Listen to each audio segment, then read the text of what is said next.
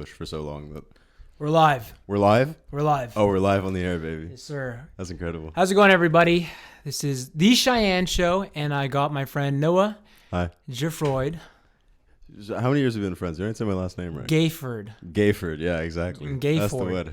Noah Geyford. Geyford. How do you actually say it? Like the automobile company. I always... Geffroyd. Geffroid. Geffroyd. So you're cold. Like I'm. Oh, bro.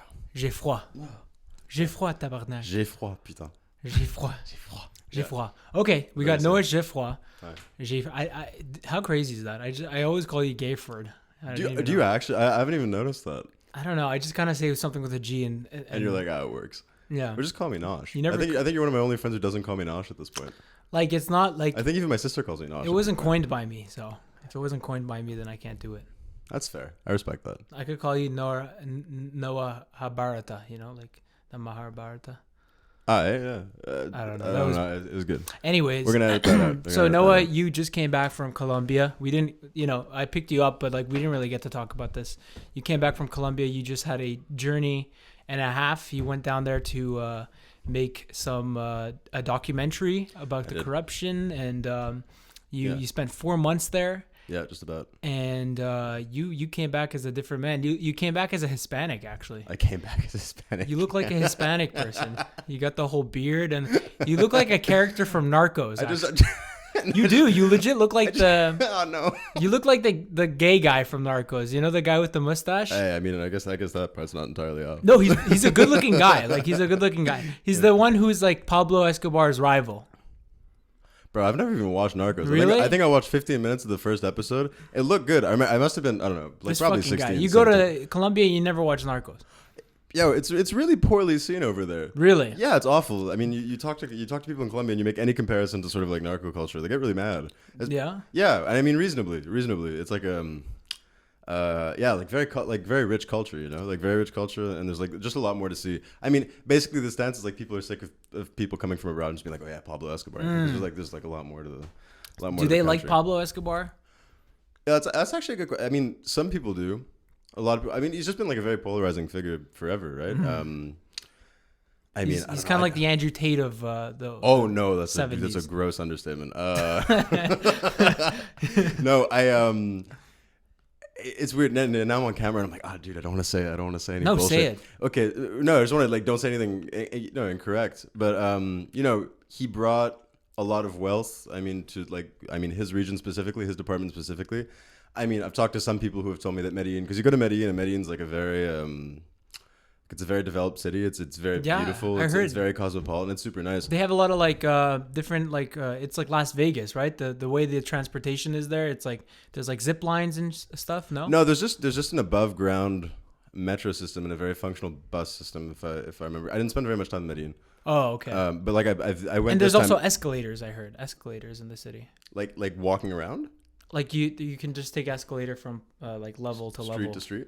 Yeah. Oh no, there's a it's not a zip line. It's how do you say? Télécabine, like a gondola. Yeah. It's like going from different neighborhoods. Yeah, for sometimes. skiing and stuff. Right? Yeah, it's I the forgot same what shit. it's called, but it's a gondola. Gondola. Yeah. There's a gondola. But yeah, no. So from like my very limited knowledge, Escobar brought a lot of money to that department because he was motivated for. I mean, primarily by like getting people out of, I guess, the very tough situation they found themselves in, but the cost, and like, not just his department, but like all over the country, but the cost of that in many cases was just like mass murder and, narco culture, I guess. So you were the only white guy who came in there and didn't say anything about Pablo Escobar and narcos. Yeah, it's just poorly seen. I mean, I had the privilege of having like a number of very good friends, Juan Pablo Gutierrez specifically. That I think you met Pablo, no? No, I've never met him. Yeah, no, I've heard stories. Good guy, yeah, very good guy. But yeah, no, like he's an artist, right? He's an artist, yeah, very good artist. Yeah, go check out Pop. What's his? We should put his Instagram handle in the thing, but sure. Yeah, no, like I hung out with him a lot before going the first time, and his family and a lot of his friends, and they sort of just like explained things to me, I guess, before I went. And even when I was there, I was living with his family the first time around, right? So I just kind of caught on to this. But I feel like a lot. So you kind of had a Colombian tutorial, like you started I guess the video game of your life, and you had the for people like you got to do this when you're in Colombia kind of vibe, right? Yeah, I guess like the do's and don'ts. The street smarts kind of thing. They're just sharing their experiences. They were nice enough to share their experiences with me. So was this Pablo figure. He's kind of not. Was his name Pablo? Yeah, Pablo. Yeah. Pablo. Yeah. It's just I keep thinking Juan Pablo. It's Juan Piece. Juan. I'm gonna we'll call him Juan Piece. We'll call him Juan Piece for the rest of the One Piece. Okay. One so Piece. Mr. One Piece. We'll just call him Pablo. Mr. One Piece Junior. He kind of introduced you to the world of Colombia, right? Yeah, he's a good friend of mine, and yeah. Was he the kind of guy who like made you see that that there's something alluring? What made you even want to go to Colombia? He just invited me the first time around a number of years ago.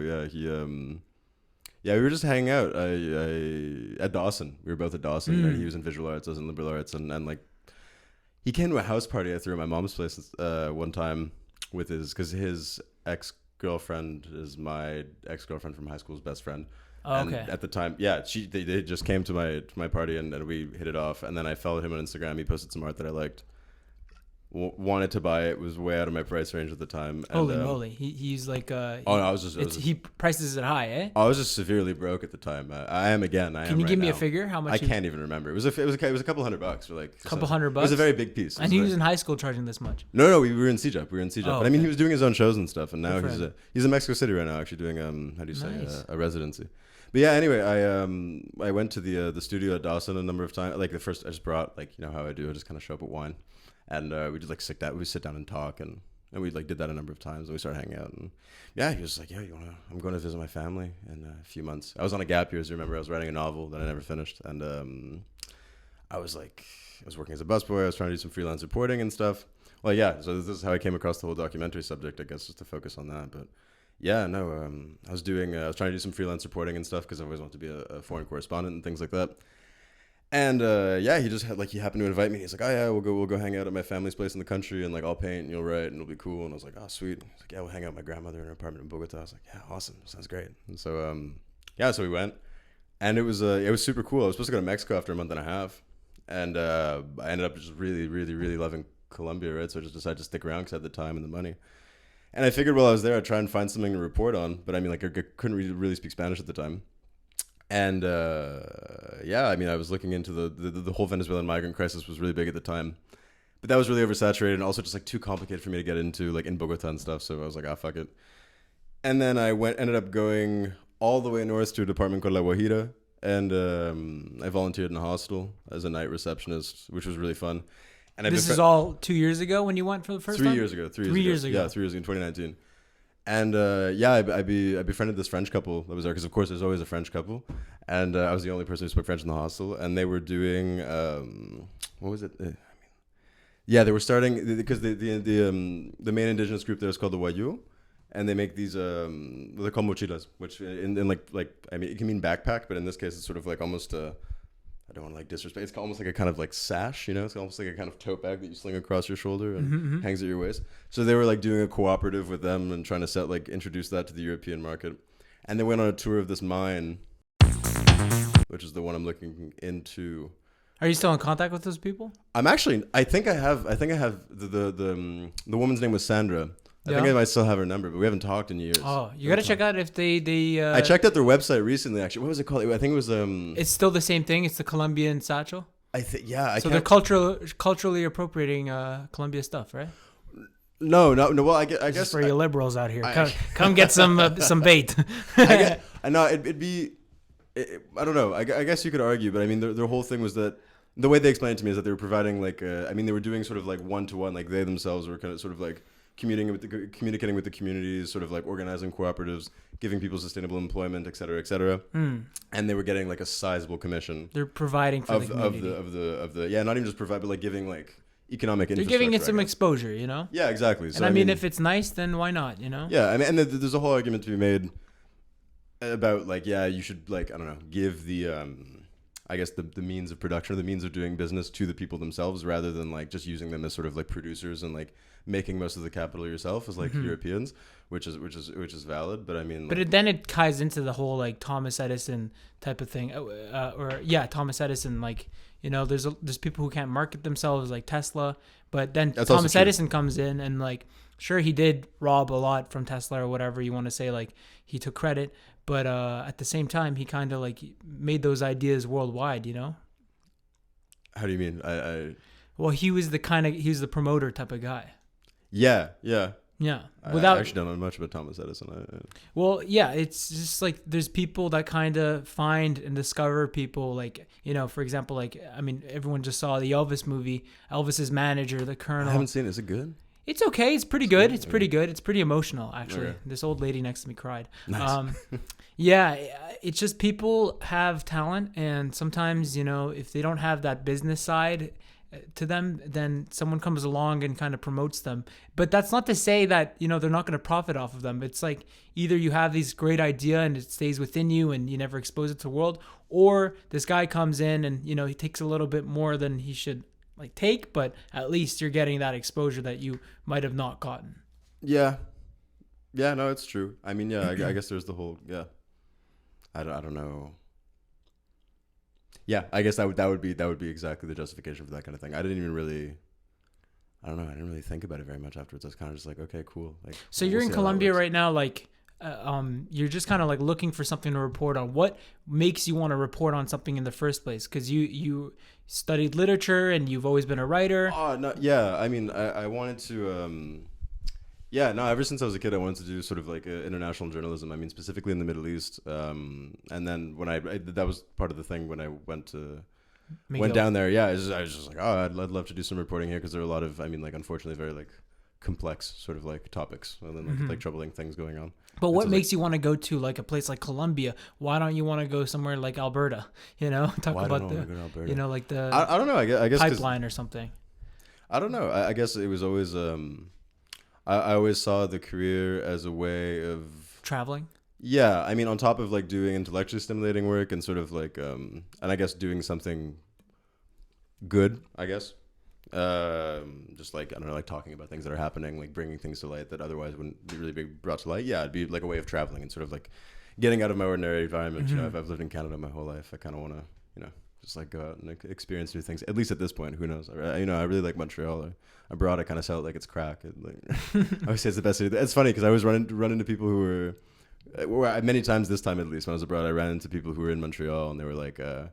They were just like raving about it, right? They're like, "Yeah, it's the best fucking city in the world." And they always had really weird. They're raving about Colombia? No, about Montreal. Like a lot of Colombians I met who came to Montreal, they're like, "Oh, it's really? The best city in the fucking world, et cetera, et cetera." And who'd been like other places, they're like, "Yeah, Montreal really just like tops it." But yeah, no, all that to say that yeah, even though I like it here, I've always kind of just wanted to go out. But I think it's a reflection I've had a lot of times where it's like, oh yeah, I feel like at some point I should probably start reporting on the things of like just my own society, right? Because like I guess I'm one of the like I'd be a stronger voice here as someone who's from here, right? I guess my opinion would be a little more valid.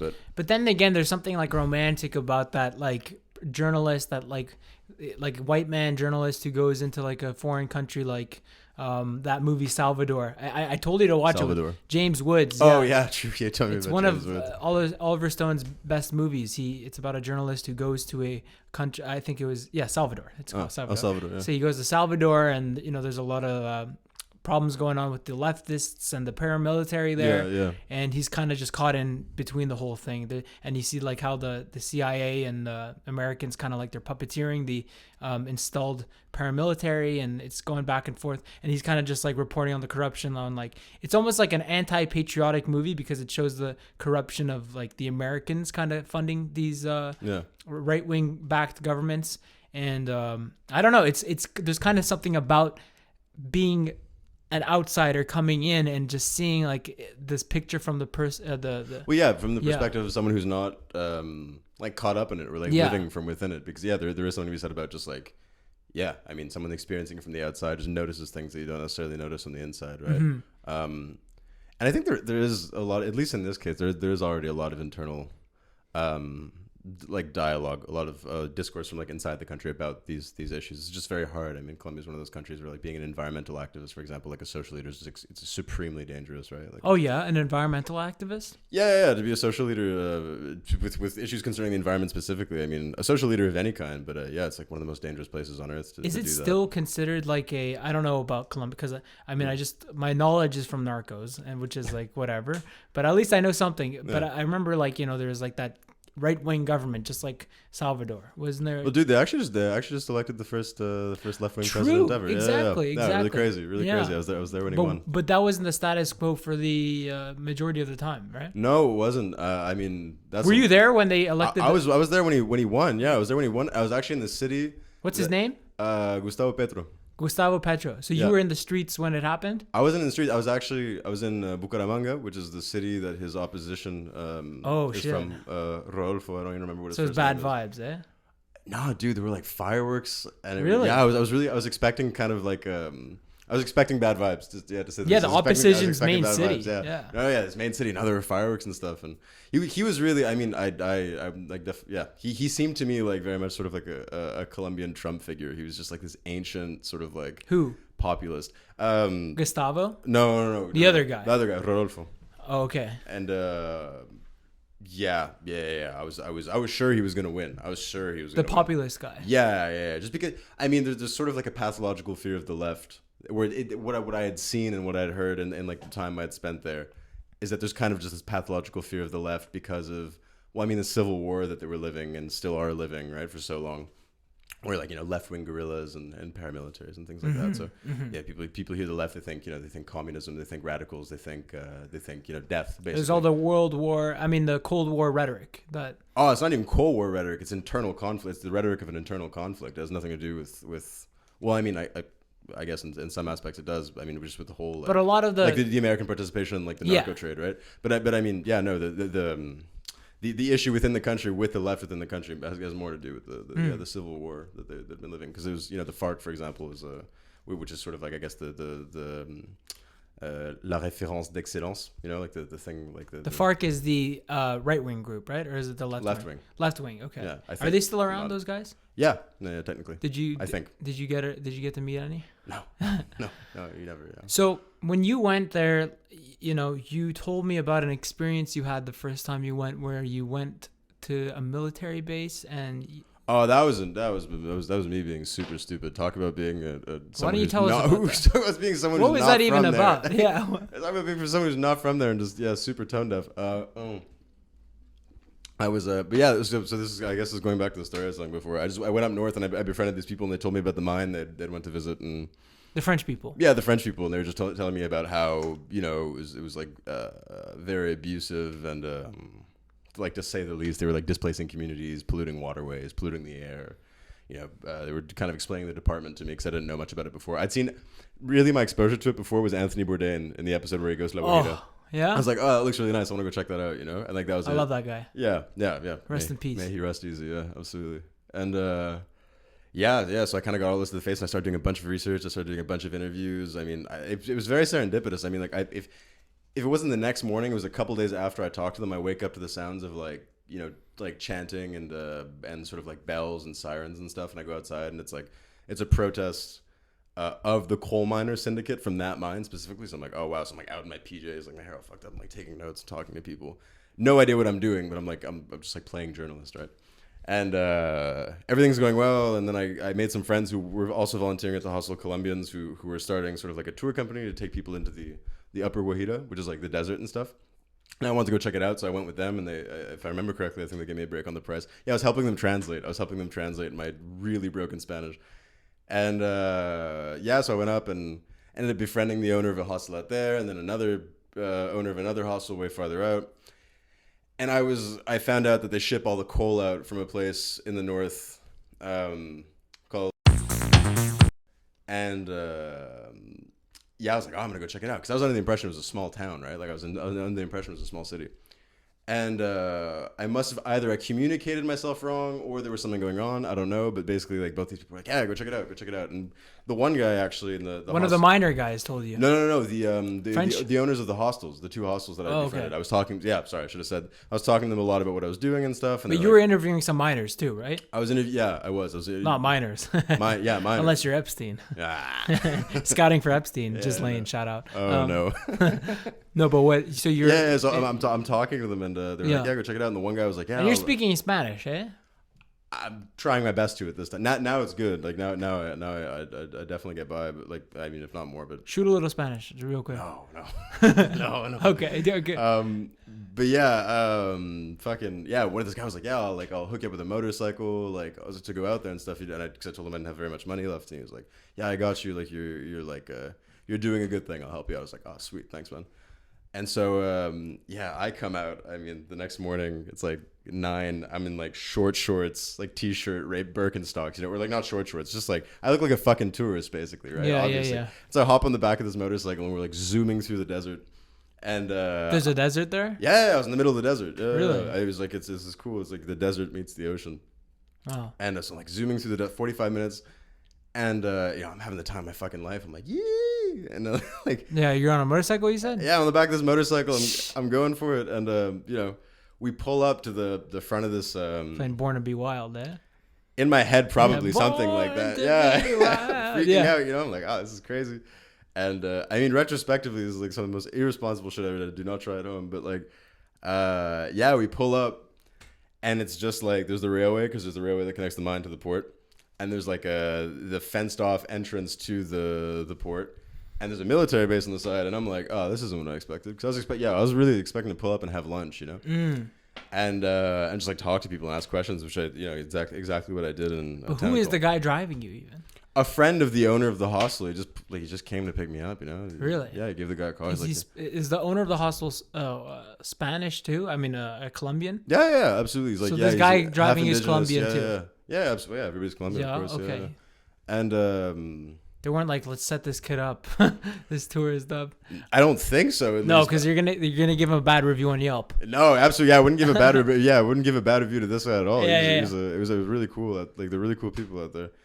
But I pull up, and yeah, I see this, and I'm like, that's kind of fucky. And so I get off the bike, and there are a few people hanging out front who like work at the port, and I just start kind of talking, and they're all like, oh no, like everything's good here, don't worry, you know. And I'm like, really just like no tact, right? I'm like, so have you heard about the human rights abuses? Oh my god. Like no exaggeration, really nothing short of like, have you heard about these guys are a bunch of wise guys? They're like looking, this fucking like, guy. Who the fuck is this guy, bro? Just this random white man who pulls out. He just pulls out of like the white savior. Yeah, literally himself. You know what I mean? Just like pulls up in my fucking sandals and shit, and like they're like, yeah, everything's good, and I'm like, that doesn't sound right. And they're like, no, it is, and I'm like, oh, okay. And so like I'm defeated. You know, they got their walkie-talkies. They're like fucking. No, I mean they didn't need to, because I walk up to the fucking gate. I look at the guy. I'm like, hey, can I go in? And he was like, what? And I was like, can I come in? And he's like, do you know anybody who works here? I was like, no. And he's like, what the fuck do you mean? Absolutely not. It's private property. Get the fuck out of here. And I was like, oh yeah, true. I was like, yeah, that's bad. I'm like, yeah, that's a good point, you know. And so like I walk away, and like the motorcycle driver, he's like, I just start. Oh my god! Like I take a picture of the fence. Was this motorcycle guy just doing it out of leisure, or like he's just doing his friend? No, he's just doing his buddy a favor. You know what I mean? He's like, all right, man. He's like, fuck it, I want to drive the bike across the desert. Yeah, like, why fuck not? it, dude. I'll just like let the kid do his thing. You know, just doing his friend a favor, giving someone a lift. Oh my god! And I take a picture, and the security guard runs up. He's like, no, you gotta delete that right now. And I was like, oh shit, sorry. And so like I delete it, and then I'm like, okay, I could probably take a voice note. So I'm walking around taking a voice note, and I'm describing while they're all watching you, eh? Basically, I don't know what the fuck was going through my head. I like you fucking idiot. Oh, for real? Yeah. No, but you haven't even heard the fucking worst of it. I bet you weren't even discreet about it too. You're like, I was fucking walking around. We're here like right this, now. like, There's human rights abuse. I hear people screaming inside the building. Oh no, it wasn't even that. It wasn't even that point. I was really like, yeah, the sky is blue. There's a big fence. You know what I mean? Like really nothing of like interest. It was just like mental note of the place. And just kind of describing the reaction of the guards, and I turn around. There's a guy coming out of the base with like with a gun and shit. And he's giving me a really bad look, and I lost the voice on, unfortunately, but for a long time I had it. And I was really like, and there's a guy coming out the base. I really hope he's not coming to me. It really looks like he's coming to me. Oh yeah, he's calling me. Oh, you want me to turn it off? And then it cuts, and I'm like, oh shit. So he walks up to me and he's like, come with me. At this point, I'm terrified because like I've heard really bad things about the police there, right? Yeah. I mean, like in the last like national strike, I mean, like, and even I'm pretty sure the military kind of complicit in these things, like gross human rights abuses as well. So you know, I was always kind of like, think about it. I'm in the middle of the desert. I have no cell service. I have no ID on me. All you got is your buddy on the motorcycle. I got my dude on the motorcycle. So he's at least there to like spot you. Maybe. Were you thinking about him? Like, fuck, like at least I have my boy out here. No, dude, I was terrified. I was trying my best not to piss my pants because this guy walks right up to me. He's like, come with me. And I'm like, no. You said no? Yeah, without even thinking. I was just like, no. And he's like, what do you mean no? And I'm like, I got the gun, bitch. Yeah, literally. And I'm like, but I'm like, no. And he's like, what do you mean no? I'm like, no. And he's like, what? I'm like, what did I do? And he's like, don't worry, you'll find out inside. I'm like, no. No. He's like, no, you don't understand. Come with me. And I was like, all right, fine. And so we like walk, and we're about halfway. And my boom, boom, boom, boom, boom, boom, boom, boom, boom, boom, boom. And I'm like, oh shit, bro, what the fuck is this? What have I done? I've taken it too far. And you're like 19, right? I'm 20 at the time. I just turned 20 a few months before, and I'm like, oh man, like I really like, nothing short of ridiculous, right? Like I really just did take it too far. Like obviously this wasn't. Anyway, I'm like, my mom's never gonna hear from me again. I'm gonna get buried in the middle of this desert. I don't know. And so I stop and literally just like at spinal, like pure spinal cord. I'm just like, no. Like we're not, like I'm not going in there. And he's like, what do you mean? And I'm like, no. And I get all of a sudden I'm fluent. Like all of a sudden I'm talking about my human rights and shit and how this is like a violation of some kind of law. His friend comes at the base. He's like, no, you didn't understand. You're gonna come with us. And I was like, okay, when you put it that way, fine. And so I walk in, and they march me up to this one dude in a wife beater and cargo shorts who looks like he wants to stomp my teeth in. He's giving me eyes like, I don't know, man. I was just like, yeah, this guy's the devil, you know? And then there's the colonel who's just like decked out, and he's got his whole thing on, clean, like bald head, clean shave, and big old smile on his face. And he's like, hi. And I take my sunglasses, and I'm like, hi. You know, I'm like, like huge smile on Yeah, you could tell this guy's killed a bunch of people. I don't know, bro. I'm not even processing this at this point. I'm just like, shit, I hope nothing happens to me, right? You know, like, I'm like, hi, it's so nice to meet you. He's the big honcho, the big boss. Oh, for real? No, he really wore it, you know, just swinging dick, you know. Yeah. And was he like a big menacing guy? Like, he was like 6'3", like I don't know, he was much. I was like, huh? Was he like jacked too? Yeah, like he was in remarkable shape. Wow. Beautiful man. If I wasn't so scared. Oh my god. And are we talking about like Johnny Sins kind of vibe here? No, much more elegant. Oh, okay. But okay. So he's like, yeah, so like who are you? And I'm like, I'm nobody, man. Like, don't worry, like I'm nobody. I don't exist. He's like, who are you working for? And I'm like, huh? He's like, who are you working for? I'm like, oh man, nobody. You got it all wrong. And he's like, no, you're lying to me. Who are you working for? I'm like, nobody. He's like, where are you? Like, show me your ID. I was like, you're never gonna believe it, but I don't have ID on me. He's like, the fuck do you mean you have ID on you? And I'm like, oh my god. And you're talking in Spanish or English? And Spanish, but it's all fucked up. Like, and again, I'm like stressed, so it's even more fucked up. And I'm like, yeah, I don't got it. And he's like, where are you staying? And I give the name of the guy whose hostel I'm staying at, and he's like, okay, I know that guy. He knew the guy? Yeah, it's a small, like it's a very tight knit community. Like everybody kind of knows each other. And so he's like, yeah, I know the guy. He's like, so what are you doing here? And I'm like, I have to make up some bullshit, right? So I'm like, I'm probably this, like I'm student Canada, studying business environment. They tell me there, you here, business environment. Very good. Very good. I come write thesis about business environment here in this, and because it's very good. And he was like, and I was like, yeah. And he's like, okay. Basically grill me with questions for 30 minutes, call the driver over, grill him with questions for like 30 minutes. Get him the fuck and the underlying thing was just like, yeah, get the fuck out of here, like otherwise you're gonna have problems. Yeah. I mean, naturally, like, we're basically like, go write your fucking business papers. Yeah, just mind your fucking business. Just like at least next time be more discreet about it. Anyway, we got on the bike. I still managed to get pictures of the train. Props to you though. Kudos for thinking on your feet, you know, like, and coming up with like some story. You know? Wow, that was fight or flight instinct. Yeah. But in Spanish, man, I can't imagine that. That must be very difficult. Like, especially if it's not your first language. Yeah, it was kind of awkward. I was kind of like, oh man, I wish I could properly explain and myself. I mean, but like, I can't. you look pretty harmless too. You don't look like a fucking spy.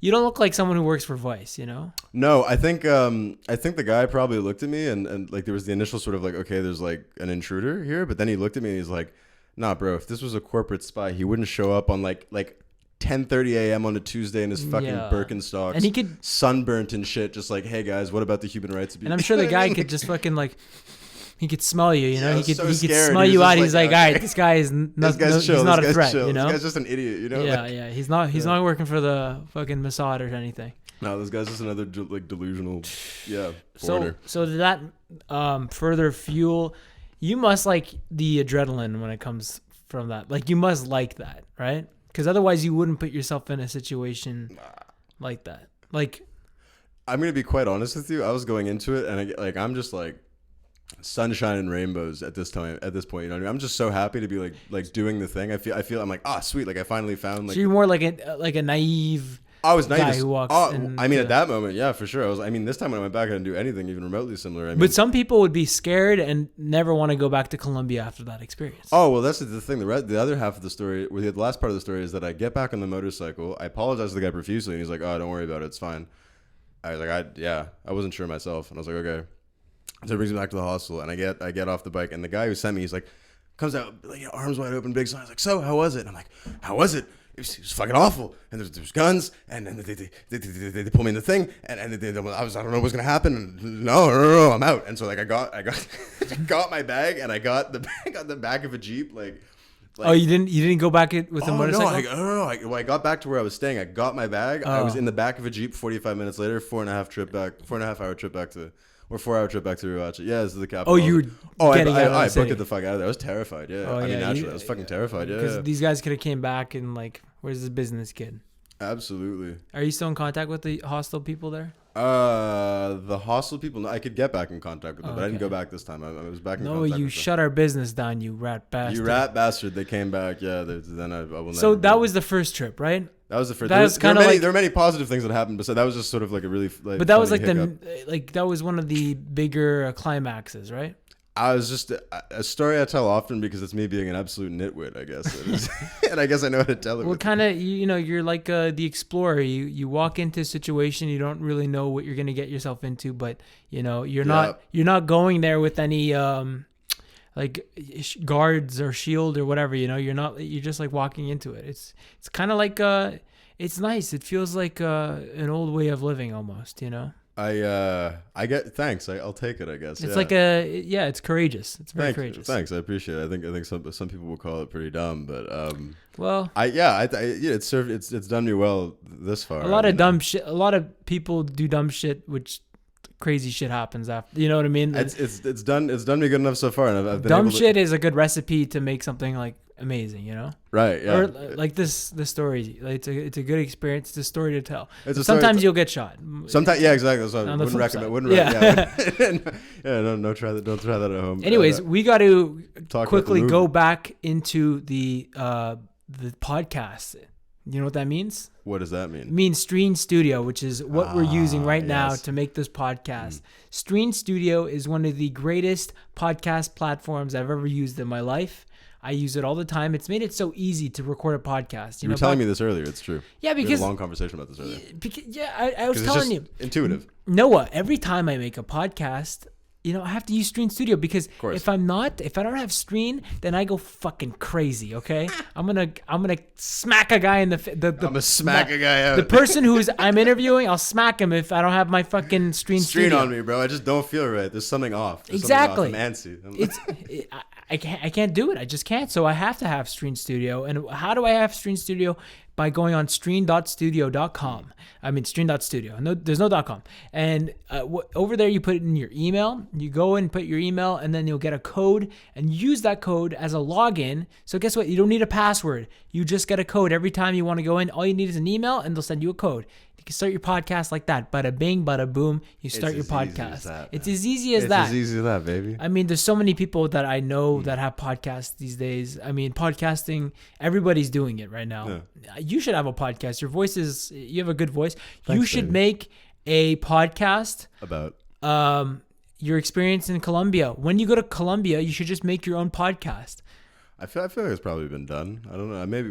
I'm trying to make a movie about it at this point. That's what I'm saying. Well, not my experience, but because when you're doing a podcast, it allows you to communicate your ideas for the movie, which you can go back to and be like, oh, like that's a good idea. Well, I think I've been focusing more on writing. I mean, you've known me as a writer for a long time. You got to use Stream Studio, and if you don't, and make a podcast, then this is the last time I'm talking to you. Yo, maybe Stream Studio should make a service for writers.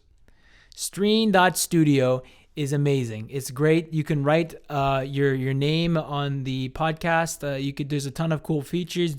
Do it. Go out today, get your Stream Studio, and I love Stream. All right. Yeah. So we're talking about your first trip. So your first trip is that. The second trip, you decide to go back for 4 months, right? First time was how many months? 3, and I think this time I went back Or for 4 or nearly 5? 5. 5 months. Yeah, I was like 4.5, like a week shy of 5. And you basically like your whole thing is like you'll make a bunch of money when you're in Canada, and then you'll go there, and then you'll kind of like you'll be set to work on whatever your project is. Well, that's what I was doing that first time when I went. I saved up some money. I was working at a hotel as a valet. I also had some savings before. My parents also helped me out for sure. I mean, I've been really. And you were an escort too. Oh my god! Out me like that, bro. Yeah, I was an escort. But I didn't make very much money off it. I mean, I had only ever had 2 clients. No sex, just company. Right? Yeah. I had 2 clients, and the second one has just become one of my best friends in the world. So we went out like 4 times or 3 times, and I was like, man, don't pay me. I'm just kind of down to go have a drink. The old man or whatever. He's an older dude, yeah. Anyways, this is getting weird. Let's I don't mind sharing. I don't mind sharing. It's fine. No, Did you have your second beer, by the way? I did have my second beer. Oh, okay, you did. Okay, I'll get to mine. Yeah, do your thing, santé. But yeah, so I was doing that. I also got some help from my family. I mean, like I've been tremendously lucky in this respect to just both like morally and in certain instances. You have good support. Too. Yeah, my parents are very, very.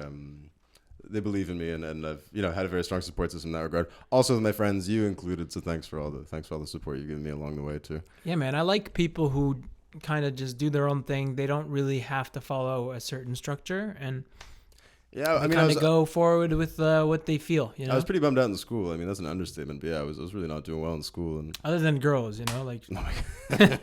right? Yeah, it was the normal amount, I think. But like, yeah, it just wasn't doing well in school, and yeah, I figured I'd try something else out. To be fair, you picked a very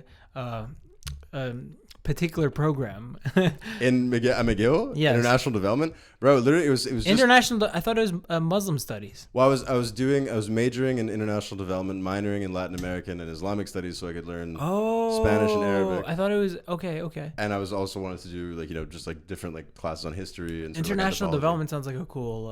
Yeah, it's kind of like a mix of poli-sci, history, and economics. It's cool. It was actually, I mean, like the IDS courses themselves are pretty interesting. I just wasn't happy in school. I felt like I don't know. I was miserable, man. Like I was doing the bare minimum, like sucked me bone dry. Because I remember you're like, I'm gonna graduate by 2023 or 2024. Shit, man, I don't know who that guy was telling you that. That was like 2 summers ago. Ambitious.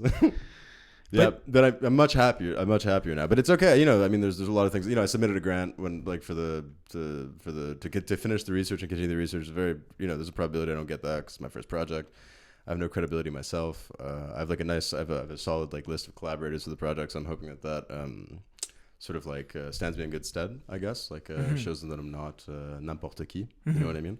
But yeah, I know. If it doesn't work out, I'll go back to school. You know what I mean? Like I'm open to the possibility of going back to school. But at least if I go back after having done all this, I'll be like. But you do have something right now, right? You've made a movie about. I made it short. I do want to talk about the longer one at some point. Yeah. Okay. Yeah. Well, okay. For now, do you want to talk about the longer one? We could do whatever. Like. I'll follow you. Just would include it whenever you feel it's right. Well, so this time you went to Colombia was pretty interesting because you had the intentions of making the film about the corruption and all that stuff, but you ended up sidetracking a little bit, not for the worse. Right. Not at all. Because for the viewers, you're French. You're like from France. Yeah, I'm half French. Yeah, you're half French. Yeah, so absolutely. You have a very, you have a strong bond with the culture and the people.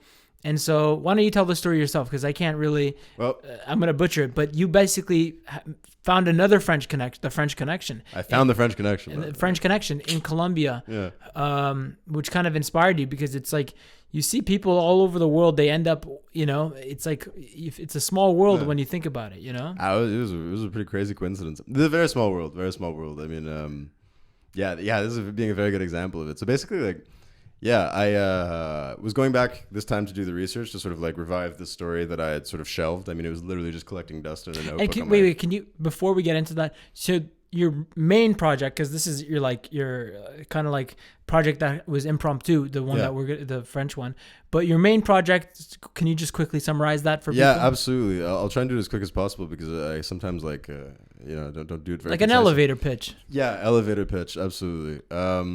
So basically, it's using the example of one coal mine. I'll ask you: is this live?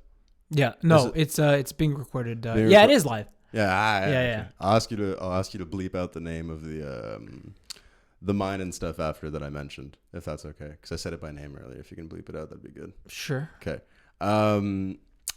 Yeah. So basically, I'm using this mine in the north of Colombia, sort of as a case study, to talk about more global issues. So starting at a very specific sort of like down to earth local perspectives, to then later sort of arrive at a more macro level, sort of like global perspective, right? In the sense that this case is not an isolated one. So I mean, it's the biggest open air landmine in Latin America. It's a coal mine. I mean, a really, really, really like horrific history of just like, destroying biodiversity, polluting waterways, polluting the air, illegally displacing communities with paramilitary groups, threatening social leaders. To open more sites for the mine? To expand the mine, to open more sites, to it's very dirty basically, and it's like it's harmed a lot of people. So they're kicking people out of their homes. I was in this this time when I went back, I was lucky enough to be invited by some people that I had. And these are the same people that you kind of wanted to go inside the building. This is like the same company. Yeah, it was the same / company. Bald guy who's there. He's like a part of the whole thing. Well, he was just a military guy, but they were protecting. But they were protecting the same corporate protecting interests. the corporations. Yes, exactly. It's like the Americans taking the oil out of Afghanistan. They got the military protecting it. Very similar situation. Very similar situation. Similar situation, except all done locally. And so this is affecting people's lives. Yeah, specifically. This region in particular is like historically strongly like Afro-Indigenous and Afro-Indigenous. You know what I mean? It's very. It was a place where a lot of sort of like escaped and later free slaves went. It's a very strong indigenous background. It was the one department of Colombia that I was actually, I can't remember if it was I think it was never colonized by the Spanish. It was never formally colonized by the Spanish. They were met with tremendous resistance from the indigenous people there, who again are called Wayu, who are in that region of Colombia, La Guajira, and we're northern Guajira, central northern. Do they have Guajira. Their own language? Yeah, Wayunaiki. Yeah, absolutely. It's Is it language. Kind of a cross with Spanish? Well, I mean, they'll throw some Spanish words around sometimes, but I mean, mostly there's some people who don't speak Spanish. They just speak Wayunaiki. So these people are being kicked out of their homes. Yeah, people like that. Are they being killed? Well, indirectly. I mean, directly and indirectly. Some of the people I was talking to, I was talking to one guy who was telling me. I mean, he was in a small sort of like village by a waterway that they're now planning to reroute, and he was telling me that like they reroute this waterway. They don't have to come in here with guns or anything because we have no more water to drink. We have no more water to wash with. We have no more water to feed, or just to sustain life here, right? Plant or human. And so what else are we to do? No, we're going to have to leave. It's them waging war without weapons. To like quote, basically, we're paraphrase what he said exactly. How similar would this be to like the Keystone Pipeline like type of situation where like Aboriginals are like against putting a pipeline in indigenous land? Is it kind of like that? Well, it's an interesting perspective because, the how do I say? On the one hand, people are of the opinion, and correctly, that it does bring work in some capacity, right? And that it does generate revenue in some capacity. Is the fundamental irony here is that, the economic value. Right, exactly. It's because La Guajira is the second poorest department in Colombia, yet it's one of the most resource rich, right? I'm going to really don't quote me on these numbers, but I'll just say, it provides a tremendous amount of the country's wind energy, coal, natural gas, all of that. Yet, like it's generating a lot of revenue. Yet the people who live there are, there are people dying of thirst and of hunger. Riacho, which is a place that I love, but I mean like. It's not very sort of like how do I say this like correctly? Like it's lacking infrastructure. It hasn't been sort of like redone in a while. It's what the people's homes. The capital, Riacho, the capital of the department. I mean, it's like lacking. It's like so where the indigenous people live. Well, indigenous people live kind of everywhere. I mean, there are indigenous people living there. There are indigenous people living up in the desert. There are different indigenous group living farther south of Riacho, like all over the place. Colombia is I think something like 40 indigenous languages that are spoken in Colombia. Like it's a lot, but in this region, there's a lot of indigenous people. But I was invited to some places where people were showing me exactly. I mean, the ruins of their homes, right? Like people who had been like moved out of their homes, right? Of like forcibly displaced. So this is the whole thing, and So I've kind of lost track of what No, I was no, no. saying. You're talking about the main thesis of your. So these Yeah. people are being kicked out of their homes against their will. Yes. Are they fighting back? As Or are they kind of brooding? I mean, socially, yeah, they're trying to sort of like campaign and sort of like form social activist movements, to sort of like push back or get in contact with lawyers who can sort of kind of effectively legally argue against these people, because they themselves, I mean, they're farmers, they're just small communities, small very rural communities, right? They don't really have the means to fight back. Which is the thing, and I think that's also why they were sort of like happy to invite me in their homes and invite me out into the countryside and show me things, because it's just like, yeah, it's good to have sort of like eyes on it and to have people talking about it who aren't from there. To go back to what we were saying before, I guess, about do they feel like very wounded by it? Do they feel like very hurt? They lost their livelihoods. I mean, and they don't want to think like about what home is, like what a space is, right? Sure. It's super. I was reading a paper about it while I was there. It was the name of which I've forgotten. But one of the very interesting points was talking about the pertinence of a space, right? It's like the kind of connection you form with it. It's the idea of a future, the idea of a heritage, a past, the idea of like you construct a self and you construct a sense of meaning in the world, like through the space that you inhabit. Like you're into, whether it be a country, whether it be a province, whether it be a city, whether it be a plot of land, right? It's an integral part of being in the world, right? Of forming an identity, forging an identity, which a priori is something that like a lot of people in a lot of societies across the world agree is like essential to protect, right? It's sort of like an essential right, and it's something that people need to protect, and sort of literally bulldozing that to the ground is it's a human rights violation. It's a human rights violation. It's just like, yeah. It's sort of like the age-old kind of like, even like the plot for Avatar, like the humans coming in and taking all the... I'm gonna be real with you, I don't remember a single thing about that movie. I just remember the Na'vi land, remember? Fucking the ponytails and the tails connecting with the weird... Oh yeah, that was... I remember feeling uncomfortable. I was like, man, that's weird. That's how they copulated. That's how they copulated? Yes. Hot. It's hot. Let's just put our ponytails together, bro. No, but yeah, no, it's like Pocahontas. It's kind of like Avatar, where there's this big machine coming to take over something that they could kind of profit off of, and the people who are, the living there, they kind of have to suffer the consequences. Exactly. And and it seems like these people don't want to leave and integrate in the city life. They're kind of happy in their own country life. Well, no, I mean they have been kind of forced to integrate. I mean, the community I was interacting with specifically, they were kind of forced to integrate into city life, but they weren't really given anything. You know what I mean? I was in the house that I was in the house that they had in the city, and then I was brought out because they still managed to sort of like preserve some like sort of infrastructures out more in like the countryside. Like family homes, and sort of like rebuild part of the community. It was because it was funny. It was like a big valley, but it was like on one side, it had been reclaimed by the mine. On the other, it was still free. So they kind of just like moved over a little. So they're gonna keep getting pushed, kind of thing. Basically, I mean, they weren't given any employment. They weren't given any benefits. They weren't given. Weren't giving any housing or anything. The people just have to kind of get it for themselves. But even if you are, I mean, in some cases, were they given housing? No, they weren't given housing. So they're giving nothing. I think they acquired the house that they had. If I remember correctly, they got the house that they had through friends that they knew there, and they were. So nobody is. No. So these people are getting kicked out and like left to the gutter. This is what these people told me, and again, every community is kind of like. I mean, there's obviously overlap, but yeah, there are communities who've been given housing in certain urban areas, but then you're given housing. You've spent your whole life in the countryside farming. You're an agriculteur, yeah. You get pushed into a city, you're given no means of integration, you're given no savings, you're given no nothing. Your skill set is it's just a non-transferable skill set, right? So you're fucked. It's like, but is it like their property by their name, like on that land, or it's kind of like it's old, kind of like they've been there forever?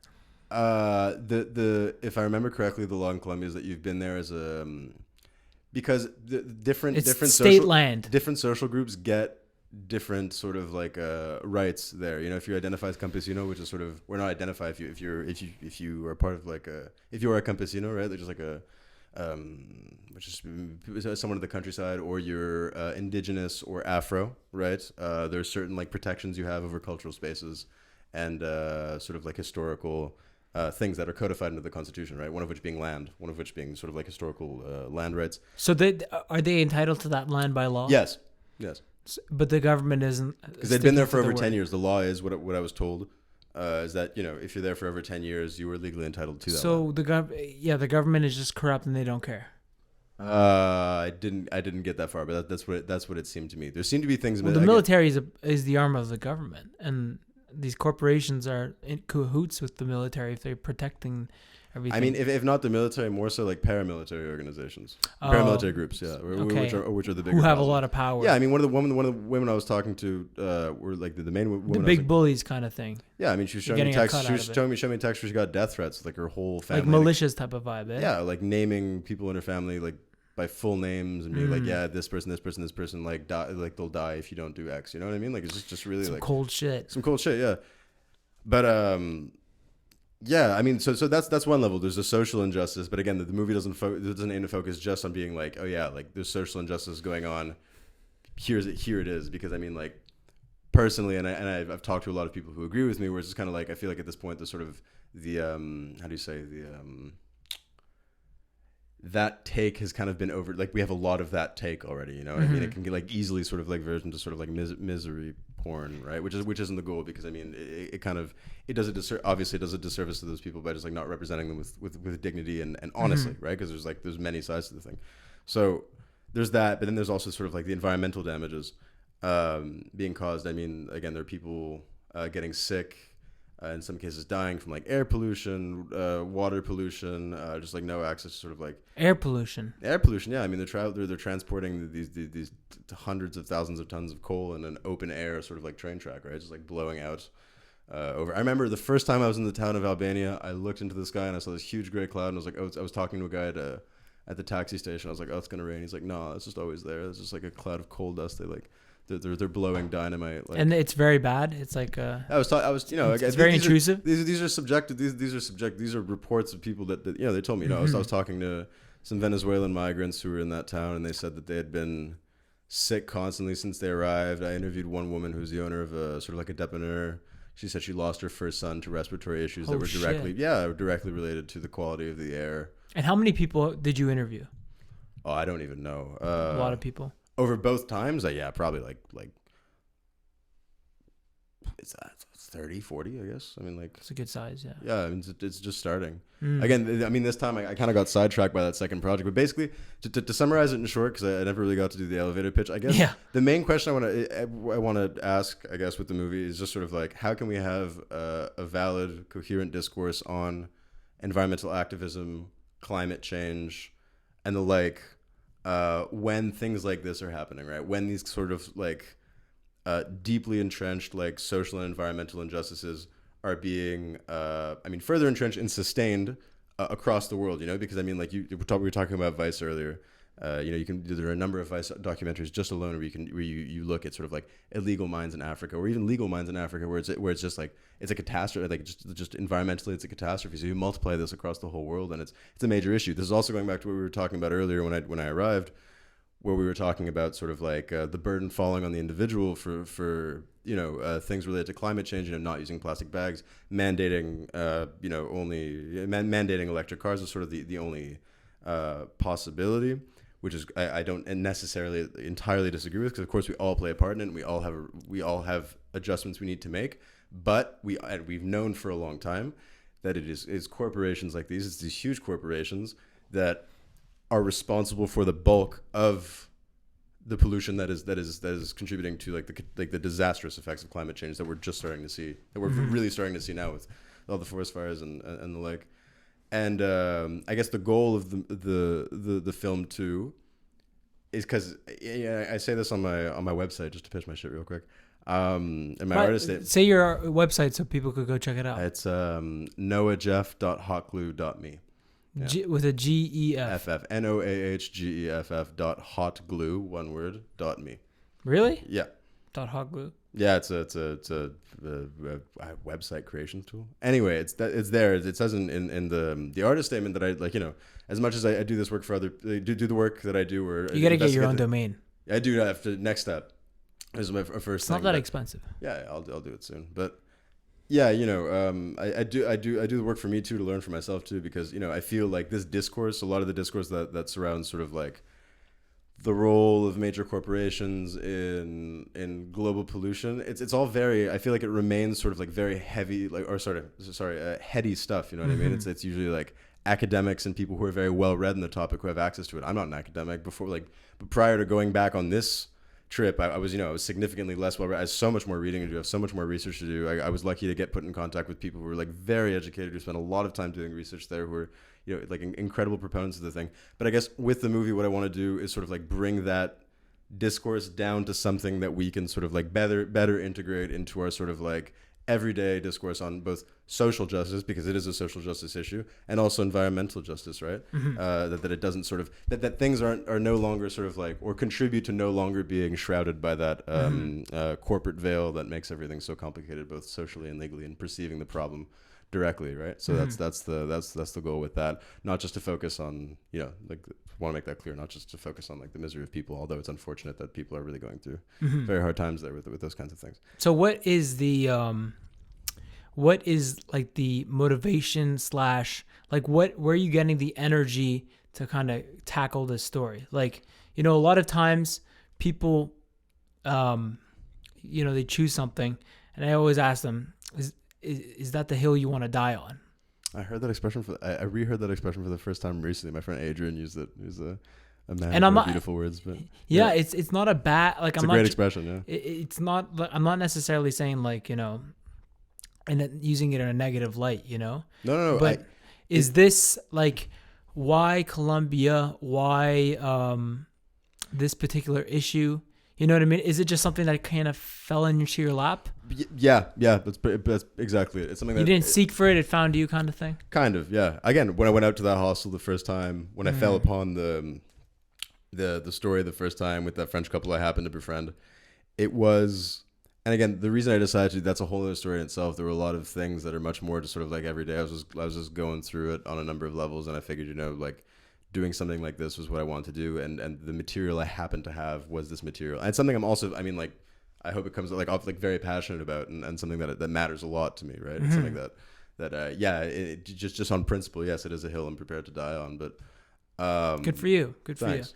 You're but ready. also it why not Alberta? Well, because I didn't have a firsthand experience in Alberta. It's not as romantic either. It's not as romantic. It's not part of the thing that I want to do just in a selfish way in terms of like the kinds of experiences I want to have and the kind of places I want to go and et cetera, but also again had like very intimate firsthand experience with people there, made friends, made connections, and like the place made an impression on me, and so obviously I want to go back and do that thing rather than just like kind of start the whole process over and just like insert myself in some other place and find another story, right? Well, it's a very Hunter S. Thompson-esque type of way, endeavor. / Ernest Hemingway. It's a retro kind of thing, you're very retro, like old fashioned kind of thing. Well, I'm just kind of pulling up.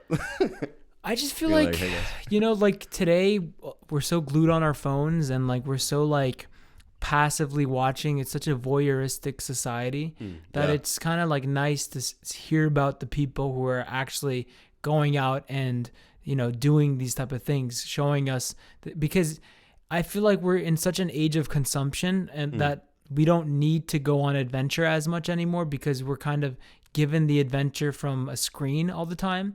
So it's kind of like it's made us transition into this very, I don't want to say like baby, but like we're just like these children all being entertained with our iPads, like at the dinner table. We've become that, famous what iPad I mean? kids. Exactly. And I ask parents all the time, they say, yeah, because, otherwise the kid won't shut the fuck up, and I get it. It works. We shut the fuck up when we were kids. But that's the thing. It's like we're all becoming that. So it's nice to hear that you're kind of going out and doing that.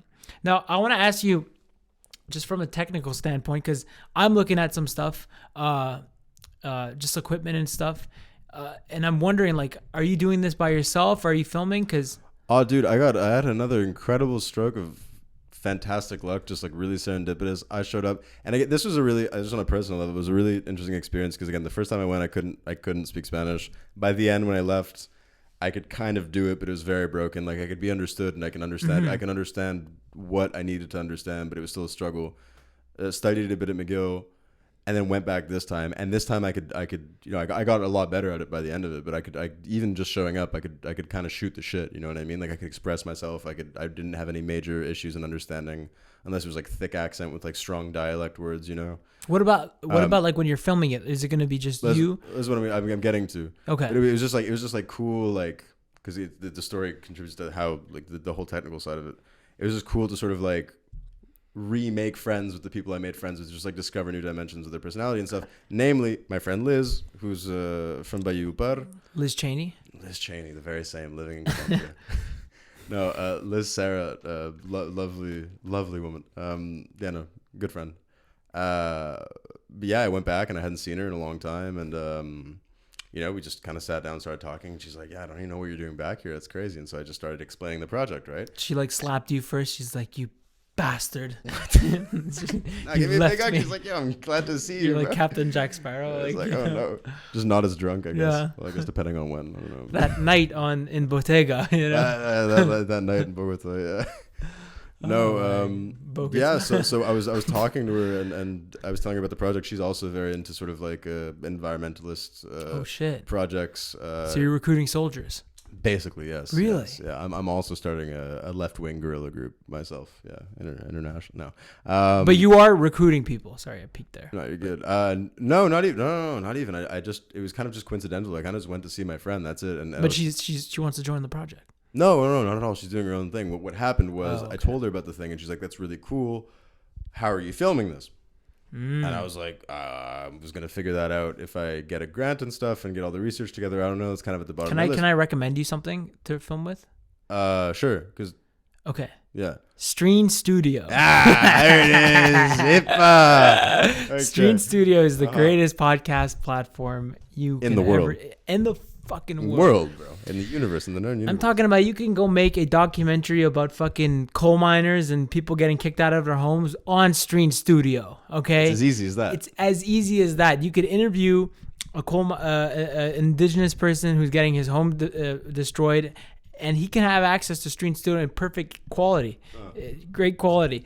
Absolutely. No, but I'm being serious. It's like boiling water. It's like boiling water. Like boiling water. It's just like it's. Now go on Stream Studio, stream.studio. It's great. It's amazing. It's perfect for your podcast needs.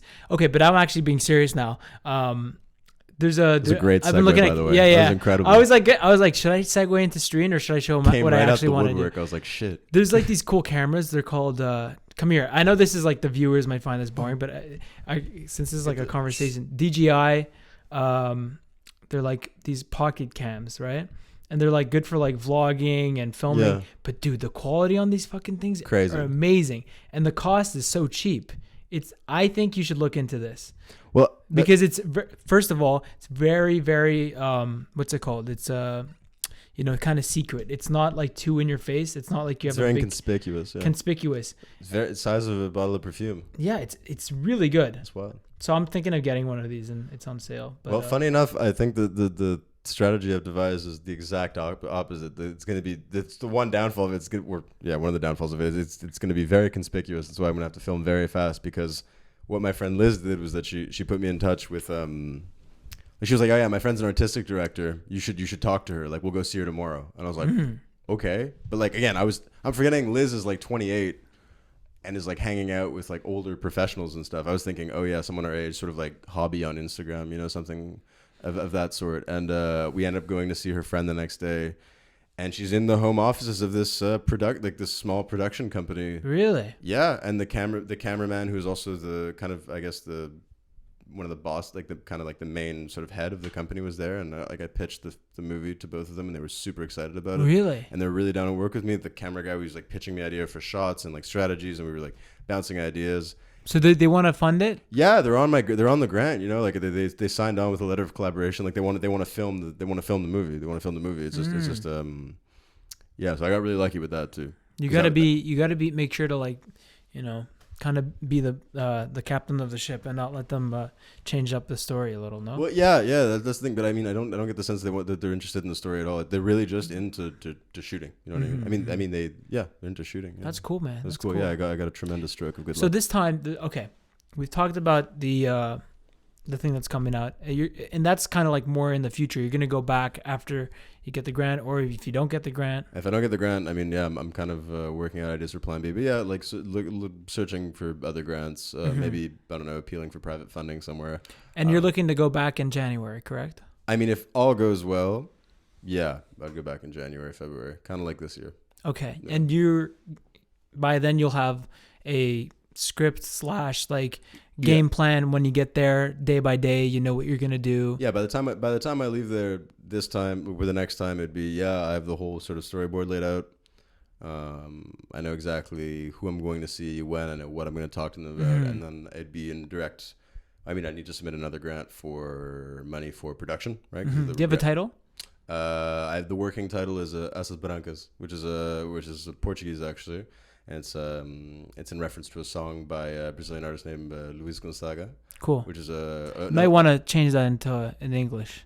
I might keep it, honestly. I actually quite like it. Well, I'm not gonna watch your movie then. Oh well, just I kidding.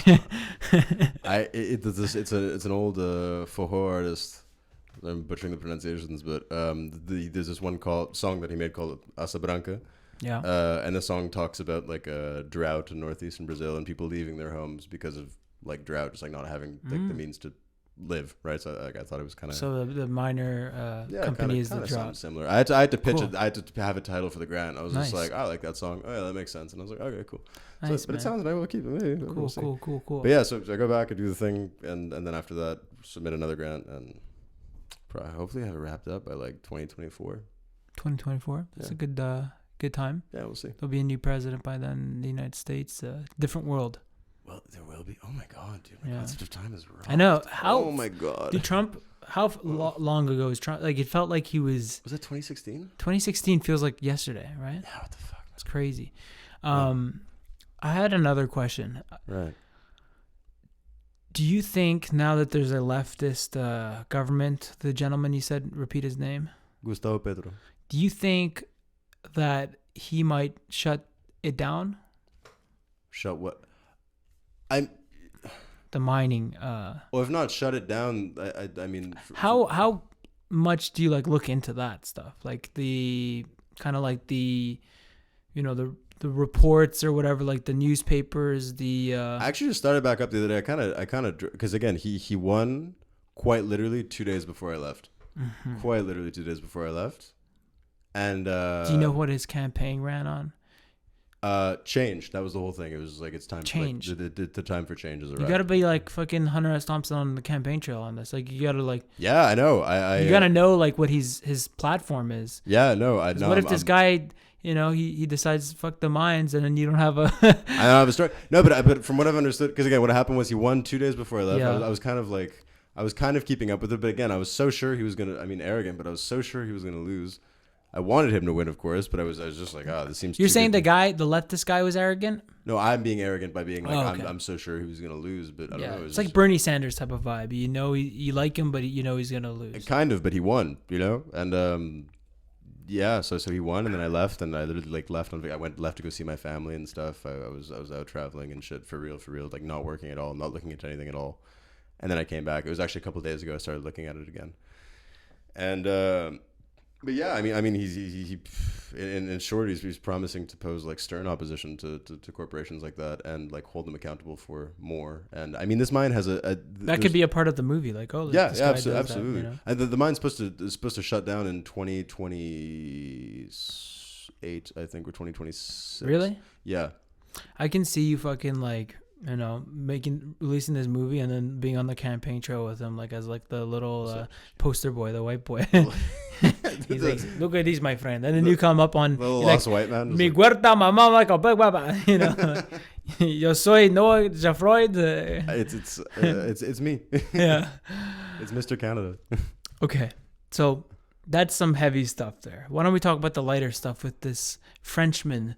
You've actually made a movie about. A little short, yeah. You're just putting the subtitles in, and you've got a release date. It's in the next couple. Yeah, I'm really just finishing up the subtitles right now because it's in French, and I'm finishing up the putting up the English subtitles and then also the Spanish translation of the thing. Are you looking for like a YouTube release or Vimeo or what are you looking at? YouTube. Very simple, yeah. Because I want the people who are listening to this, if they are You know, Yeah.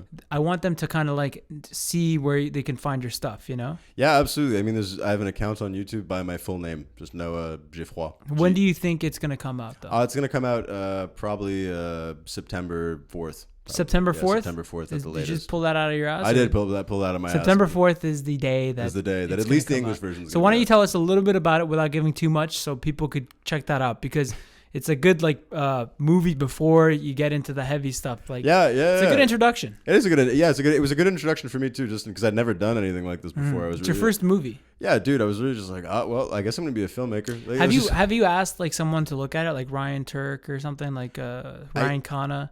Turk or Khanna, I've been talking to Turk a lot since I kind of even first had the thought to do this thing. I've actually been in consultation with him a lot. He's been a tremendous help. Yeah. Ryan's a cool guy for the people who are listening. He made a movie. And Khanna, yeah, he made a movie, a great movie. Fuck, I forgot the name. Sorry, Ryan. Me too. It was like, you can't do this, or you can't hold me. Or I'm gonna find the name right now.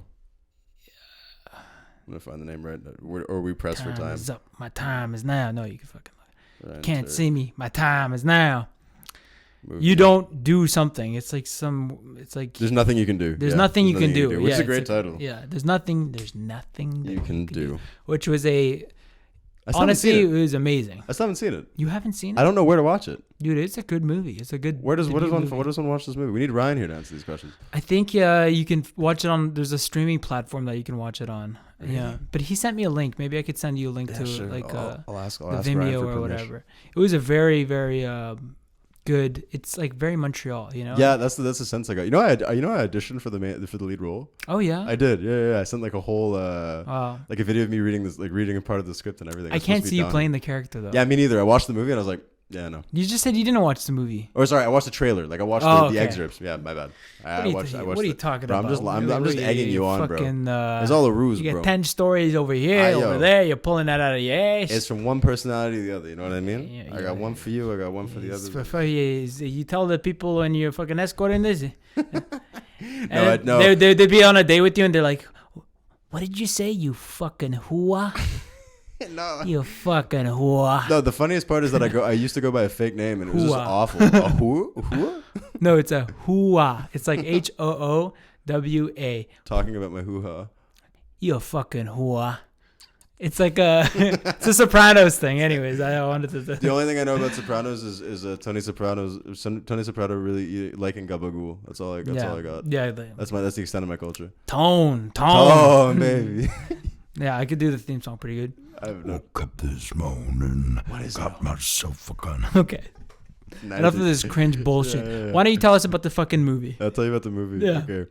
Yeah, thanks for having me on here, by the way. I really Man, appreciate it. I'm actually, sitting here, I'm this like, oh, this is really cool. Thanks. I have to Like, say, this is probably my favorite podcast. One of my favorite bless. podcasts. Yeah. Thanks, man. I can't. The one with my girlfriend was really fun too, because it's like, it's different when you're like with someone who, I don't know. It's different. It's different. Like I haven't seen you in a very long time. I haven't seen you. This is a genuine like conversation that we've had Reunion. after like 5-6 months. Bro, even more. No, I feel like last time I saw you, I was I was with John. Yeah, we were jamming here with John. It was COVID. Yeah, right? it was another lockdown. We got shit faced. No, we didn't. No, that was the time before. Oh, the time before, yeah. When I just have this distinct memory of John. Like I think it was this table clinging onto this table because he couldn't stand up. He was just like, and we had to, that was the first time we got. Yeah, and that was like one of the first lockdown. Like Noah doesn't play the drums, but I'm like, you're gonna play the fucking drums today. And then Noah's like, okay, and he starts playing the drums like perfectly, right? And you are pretty good at the drums. Yeah, it's a lot of fun. But we were getting wasted off of like vodka or it was wild turkey. Yeah. We like drank. A bottle of wild turkey. It was fucking. We were drinking like wild turkey is like whiskey, right? Yeah, bourbon. Oh my god, we got hammered. And I remember like this is like just when COVID was like happening. It was like maybe the second lockdown. You know, we went through 7. Yeah, dude. I remember we almost drove through the Mount Royal Cemetery. We drove up onto the mountain or something. I remember. Yeah. It was like it was right before. It was right when COVID was starting. Yeah. Before we got intoxicated, right? Before we got intoxicated. No drunk driving. Yeah, no drunk driving in this household. But I remember my mom telling me like, cause like we were downstairs playing music and screaming like, you guys had all that pent up fucking anger. From the lockdown, like, and like not anger, just like energy. Like you guys are like shouting. Like we got really. Yeah, we got feral. We're like a fucking book Tolstoy or something would write like about some Soviet guys getting drunk. You know, like it was, Oleg. You know, like C'était lunaire. yeah, It was like, bro. We were old. Like we were like. It felt like a fever dream. Yeah, it was like felt a fever 15. dream. It was like we were in the 1400s. Yeah. That's how drunk we were. It felt like the lighthouse. Yeah. Oh no, not No, yeah. It was a kind of like. It felt like the lighthouse to the significant less homoerotic. What was the line in the lighthouse that was like iconic? Eat my steak or something, or like I don't like your bro. steak. I just remember don't kill a seabird. It's bad luck. No, it was like Drop a coffee. Oyster or something like that. No, for me it's the scene where Big Bill Defoe No, it's when like curses. yeah, literally gives like a speech. He gives him a pirate's curse. curse. Literally. Yeah. He gives him a curse because he doesn't like his steak. Yes. Or no, he refuses to fucking swab the shit. He didn't clean the floor right, and he was like, "Oh, you're gonna clean the floor and you're gonna like it." No. It's like when he. Oh like, yeah, and he didn't. Yeah, because they're drunk and he doesn't like his steak. Yeah, you're right. His Yeah, steak or something. Yeah. And then he like goes ape shit. Yeah, He's he like was absolutely fucking nuts. like, I don't know. Anyways, I don't want to bore the viewers, but Anyway, it's a good. yeah. Lighthouse is a good movie. Very good movie, Check yeah. it out. I think it's on Amazon. Very nice. Okay, so yeah, you tell us about this French guy. Okay. Well, for context, basically, like to submit this grant, I just didn't like. I was at a lot of things on my mind before leaving. I guess I just didn't like sort of put the whole thing in perspective properly and understand what I needed to do to submit it. I basically had to become a professional artist, right, by the government standard, which was a lot of fun. Just to make propaganda about Trudeau. Yes, specifically to make propaganda about Jagmeet Singh. Yeah, There we go. exactly. To make propaganda about Jagmeet Singh. He produces TikTok, Yes, exactly. He was never been on TikTok. doing his fucking little dances. How is his TikTok feed? Is it good? No, it's all No? like hate on his his Really? thing. Yeah, everyone's like Polyev, like everyone's. What? I mean, dude, like the guy just makes TikToks, you know. That's wow. He's very like on the surface, you know. He says he looks good, he speaks well, but he doesn't, you know. Very good. It's a very compelling speaker, I find. Yeah. He's just not that guy. He's not the guy. No, I don't know. it's like another Trudeau. I was hoping he was going to win in the last election. I Honestly, all these Canadian politicians are like. I'm not even 100% on the new guy, fucking Polyev. Is that the conservative guy? I've been out It just for a seems while. like all these guys are, man, like Kind of a little limp. I don't know. It's pretty shameful. A very bad reference on Canadian politics at this point. Yeah, but Anyway. anyways, talk about your thing. So I had to become a professional artist by government standards, and that involved making a website. That involved just meeting certain criteria, and I needed to submit supporting content, right? Mm-hmm. That obviously was relevant with what I was applying for. So I couldn't submit writing because I have writing, but like it doesn't really prove very much for my ability to make a movie. And so, Pablo, again, he told me months before, he's like, oh, you should just throw together a little short, like, whatever the fuck, just to have something, right? Just to have some sort of, like, reference material. And I was like, oh, yeah, maybe. I didn't think it was necessary. But then I got to Colombia and I was like, oh, right, it's necessary. So when I wasn't in La Guajira doing research, I was in a city called Santa Marta, which is, like, 3 hours south-ish, 3 hours south along the coast. And I was living in this one hostel there. I became super tight with everybody who worked there. Shout out to all the people at Tunido and Santa Marta. Really good people. Really very much felt like family, and I kind of just like spent a lot of time working there, especially after I got into this project, because the guy I did the movie on is in Santa Marta. So for context, I was in Santa Marta the first time I went to Colombia as well, for a much shorter period of time. A friend I made named Julian, who was actually volunteering at the same hostel. I was hanging out with him, and I was staying at this hostel one night, really just one night. And we went out dancing. And he was like, oh, we got to go to this place called La Puerta. It's a lot of fun. I was like, okay, cool. You went dancing like to like a club or something? Yeah. It's a nightclub, but it's only like salsa, bachata, like you're dancing with champeta. girls, right? Yeah, dancing with girls, dancing with everyone, dancing with Julian, dancing with like Yeah. It's like a precisely. kind of vibe. Yeah. No, it's like just pure, like, as they say, like, just like rumba. You know what I mean? Like, it's very. Do people go there to like hook up with people? Is that kind of the culture? Or is that more like a Canadian thing? If they do, it's not in the same way. I think people primarily go to have a good time, and then if they're not there, like. I mean, you have those people everywhere, right? But I feel like in a place like this, at least, or the way I always saw it, just people just go to like. It's part of their culture. Just to go to dance, you know what I mean? They don't see it as like a pickup thing. No. But I mean, then again, you have a lot of dances where you're like dancing with a partner, right? And I guess it's easier to sort of see if you have chemistry rather than just like awkwardly standing on like either side of apartment 200 and being like. Yeah. You know what I mean? It's a little easier to sort of fucking like apartment, eh? Yeah, just 2 times I went, I was like, but yeah, so I guess in that's anyway had really what was one of the best nights of my life, and I'm talking to Julian, and he's like, "Yo, you see that? Because I see this little white dude behind the bar," and I'm like, "Who is that?" He's like, "Yo, that's the owner." Can you describe him? I mean, Remy. His name's Remy. I don't know. He's just Remy. Remy Lachman from Paris, and he's an old man. He's older. He's in his 60s. Okay. He's in his 60s. And White hair. No, still brown, like brownish gray, and he's just blue eyes. Brown. Brown. Yeah. How does he look like? Who does he look like? Who does he look like? I don't know who he kind of just looks like him. I'm bad at. I'm picturing like Charles Bronson. Who's Charles Bronson? He's like an old actor from like the 70s. I can show you a picture of the man. Show me a picture and like we'll see if I'm way off. Charles. Let's see. Bronson. Also, big shout out to Remy Lachman, of course. Okay, this is what I'm picturing. My baby. Tell me if this is accurate or not. What the fuck? Bro? Why was this what you jumped to, bro? Apparently, he's a hunk back in the day, though. This guy looks so violently Russian. Is he not Russian? I don't know. I don't think so. Wow. Does he not look like him? No, not at all. Oh man, I don't know why. But anyways, continue Remy. your story.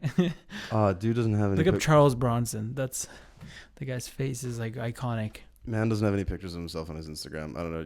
I'll leave it to your imagination. He's in the video, so you'll see. Yeah, he's in the video. You watch the movie, you'll see Mr. Remy. And he's just like very fluidly working the bar. I'm like, oh, that's so cool. And he's like, yeah, he's French because Julie knew I was French. I was like, oh, no fucking way. You know, me already like very extroverted. I drank way more, like much more than I probably had to.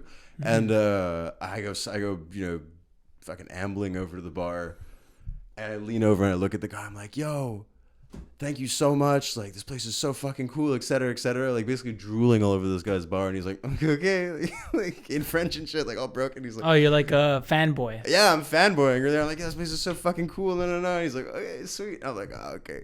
So I leave, have a good time. But the place stayed in my memory. You know, I was like, oh, man, that's such a cool place. That was the first time.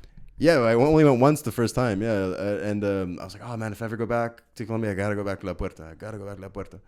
And so this time I go back to Santa Marta and I'm like, oh, yeah. Okay. That's the name of the club, La Puerta? La Puerta. Which means the door. The door, yeah, exactly. Yeah. And he explains why the door, the La Puerta is called La Puerta in the movie. But yeah, so I'm like, you know, I go back to Santa Marta. I'm like, yo, first stop, La Puerta. This is where we got to go. So first night we go out, I go and I see him there and I'm like, oh, big Remy. And I go up to him much more sober this time. And I'm like, hey, like, I was here 3 years ago. And I had one of the best nights of my life. Just the vibes, dancing, Julia and I just having just so much fun. And I'm like, yo, I had one of the best nights of my life. This place has always been like very special to me in my memory. Like, thank you so much for keeping it alive in spite of the pandemic and everything. It's a really cool thing to know that, you know, it exists. So thank you. And he was like, oh man, that means a lot. Thank you so much. Like, I really appreciate that. I'm glad you found your way back here, et cetera, et cetera. This was before COVID the first time you went? It was before COVID, yeah. The first time I went, and then this time, yeah, obviously like after COVID. And dude was like, oh sweet. So like, the lockdown's crazy, so he didn't have a lot of people. Yeah, dude, in Colombia they like didn't leave, they weren't allowed to leave their like houses for like almost a year, you know what I mean? Fuck. Yeah, it was like, you know, you could go out to get groceries, but then otherwise if you're found outside it was La like Puerta Falsas restaurant? No, La Puerta Santa Marta. Marta. Continue. Yeah. And so, you know, I go do my thing. The next time I go back with the staff at the hostel I'm staying at, and some of the volunteers, João Bento and his girlfriend Gosha. Hi guys, if you're seeing this somehow. And yeah, we have a great night and stuff. And there was one of the people who worked at the hostel, you know, well, a girl, she wanted to dance and stuff, but she was like, you know, well, we talked about it before. She's kind of hyping it up because she's been taking class for, like, she's just a phenomenal dancer, right? Like, dances, like, it's just crazy. And I can kind of hold my own on the basic steps and stuff. Not bad. Like, I don't look terrible, but I was nervous, basically. I was nervous. I was drunk and I was nervous, and it starts going off. I'm like, okay, bro, I just need to breathe. I'm gonna go outside and have a cigarette, right? So I like go outside, have a smoke. I'm like, hey, bro, just like, it's not that deep. Just go dance with this girl. Really, just timid. Was she down or something, or? Well, she's down to dance, I guess. Yeah, Okay. I mean, Were you thinking of it like anything else, or like were you nervous about getting with the girl? there were some like flirty comments thrown back and forth. Okay. You know what I mean? You didn't Like, want to embarrass yourself. Yeah, I was just shooting in my head. I just didn't You were want to look embarrassed. like a fool. Yeah, because she's just a fantastic dancer. You know what I mean? I just didn't want to like have like, I don't know, just like drag ass. Ended up going super well. Ended up going Nice. very, very well. Did you score? I'll leave that to the imagination. No, but so I go outside to grab a smoke, and I see Remy there talking with a few people, some friends, and I'm like, fuck it, I might as well do something useful at this point. Oh yeah, I feel that. Yeah, exactly. Because at this point, I was like, okay, I realized I had to do a short, and I figured, maybe I should talk to Remy, because again, French guy in Santa Marta, like, apparently had been there for a long time. I heard from the owner of the hostel I was staying at that he was there the first time when he was like 15, got all his shit taken, and it was like a huge story. Remy was there when he was 15? Yeah, the first time I went, he was like 15 years old with some friends, got all of his shit robbed on the beach. He was like basically homeless for a while, which is true, and you'll see that in the movie. Really? Yeah, just like a really crazy story. I was like, all right, fuck it, like, I'll go ask him. So I just went up to him, I was like, hey man, sorry to interrupt you. Can I ask you something? He's like, yeah. And so I explained what I'm doing with my bigger project. Is his French kind of like, did you have a Spanish accent, or was it like No, French? No, it was perfect. I mean, you could tell he had been away for a while, but no, it was like perfectly French. It was perfectly French, and he was speaking with his friends in Spanish. And so I explained to him what I'm doing, and I'm like, oh yeah, I need to do something for supporting material. I wanted to do a thing about you because I heard kind of about what you went through with your story. He's like, yeah, like, you don't even know the half of it. You haven't even talked about you don't even know about my music career. And I was like, yeah. Oh, he's like, yeah. I'm like, so can I interview? He's like, yeah, absolutely. Just come by tomorrow at 5 p.m. So, okay. And so I swung by the next day. I like beforehand went out some like random store, got like a tripod and like a lavalier mic and shit. Just got equipped, right? I had no camera equipment. I had my iPhone and like, that's it. And we ended up shooting for an hour and a half the first day. Went back the next day because we were losing light. Shot another hour and a half. Went to his apartment. Shot in his apartment. He was showing me a bunch of like old newspaper clippings and stuff. I met his daughters. He was just cool. And he told me he doesn't really do interviews very often. He was like kind enough to give me a lot of his time. And He had like a Colombian family and everything. yeah, well, his first wife was French. Second wife was Colombian. I think this was his first two wives were French. He got married first time very young. That's why. Then the first woman he had a child with, the first wife he had a child with, was French, and she's actually like kind of the co-owner of La Puerta. They're still super cool and stuff. And then his last wife was a Colombian woman with which he had two daughters who I met, and all super nice. Oh, jeez. Just like really nice family, really nice people. And so ended up filming him, and this guy's got a crazy story. I mean, it's true. Like he was there when he was 15. He was kind of like traveling around South America with his friends. He'd like dropped out of high school and stuff, and he was a musician. Well, he got robbed in Santa Marta. Yeah, he got robbed on the beach. So you kind of tell this guy's story of how he moved from France to Colombia and kind of, had to find his own way and no, because he went back to France. There's the whole story about how he he got his shit back together, wound up getting back to France, and the whole thing was like, he fell in love with Santa Marta, even though he was basically homeless for like a month and a half when he was living there. But it's cool to like, as the foreigner, to come to like a land, and just kind of like establish something there, Yeah. As like a person who's not from the same culture, but kind of finds his way around it and falls in love with it, and yeah, exactly. is in a genuine way where it's not like we want to set up just another Hard Rock cafe. Yeah, exactly. Was he? The first time he went back there, it wasn't even for business. He actually went back because he wanted to start a music career, and that's a whole nother story. Like he ended up singing Colombian folk music and stuff. He was the first person at the big Colombian, because the folk music's called vallenato. Yeah. Which is from the city of Valledupar, where my friend. Right. Yeah. Well, that's more cumbia, but cumbia. My bad. That was good. I have Colombian shit behind you. That's from Colombia. It does say Colombia on it, doesn't it? Take the maraca. We want to give them a vibe. Yeah. I don't know how to play the maracas. It's got a very pretty heart on it. This is for you. You got to do it like. This I don't fucking know. Hey, yeah. Sort of. Yeah, it's a beat. But anyway, so he was singing. He got pushed on stage in this huge folk festival. He was the first non-Colombian to ever be on that stage and sing that music because he befriended a very famous like accordion player. And That's wild. Yeah, it was really wild. He wound up like mounting a whole music career with his friend from France, and yeah, it's like a whole part of the movie. And anyway, yeah, he just found his way there, and It's cool. We don't want to give too much. Eh? yeah, exactly, yeah. Well, cool, man. Eventually, just found. And his what way. is that called? It's called Au cœur du monde, une conversation avec Rémi Lachman, and I just keep the title in French even for the English version. So I guess it says in the heart of the world, a conversation with Rémi Lachman, because it's a thing he says right at the beginning. You'll see. It makes sense. Awesome. Yeah. Cool, man. Well, if you want to just give like your socials and everything just the last time for people to kind of like see where they could follow you and get all this information. Absolutely. I my Instagram is at Nosh Geffroyd, so NOSHGEFF my phone Instagram. I think Instagram's the only one now that I think about it. Instagram. Okay. Instagram, and then of course my website if you want to check things out. There's some writing on there. There's some fiction that's probably gonna be coming there soon. There's no fiction on it right away, but that's Noah Jeff. They could find that from your Instagram, right? Like the link in the bio. Not yet. It should be there. Yeah, I guess so. No, because I wanted to make a whole announcement with the movie and stuff. Be like, yeah, you can check it out. Like, Okay. But I guess now that I'm doing the podcast, I should probably put it up there. So yeah, it'll be there shortly. You can check it out. Link is in bio. So, awesome. Yeah, at Nosh Geffroyd. Yeah. Well, Noah, we've known each other for probably, I think it's like 5 years now or 6 years. Fuck, that's crazy, man. I don't know. I met you, right now it's 2022. Was I even 18 yet? Were we 18 yet? I don't know, maybe 17, 18. It's 2016 I met you, I think. Yeah, that was okay. First year of CJ? Yeah, man. How did we meet each other? Dawson. But like by means of... Fuck if I know. I mean... Was it Ezra? No. Was it Ryan? Sorry. You're good. I just... Bless you. I'm thinking. I don't know. Because I was thinking about this the other day. I was like, yo, dude, how the fuck do I know Cheyenne? Because like... Dawson was a very interesting place. Probably Evan Luxembourg, honestly. Probably Evan, yeah. Because you guys are in the same program, right? Yeah, Liberal Arts, yeah. Yeah. Because I was in cinema. I don't know. Dawson was like a magical time.